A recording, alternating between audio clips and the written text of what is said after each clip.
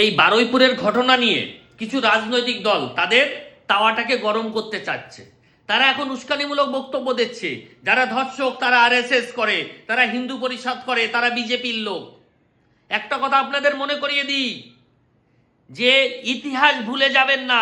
যখন হাসখালির ঘটনা হয় তখন আপনি গিয়ে বলেছিলেন এটা প্রেম ঘটিত সম্পর্ক।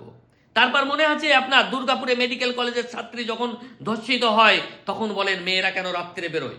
মনে আছে আরজিকরের ঘটনা, দেওয়াল ভেঙে ফেলে দিয়েছিলেন প্রমাণ লোপাট করার জন্য।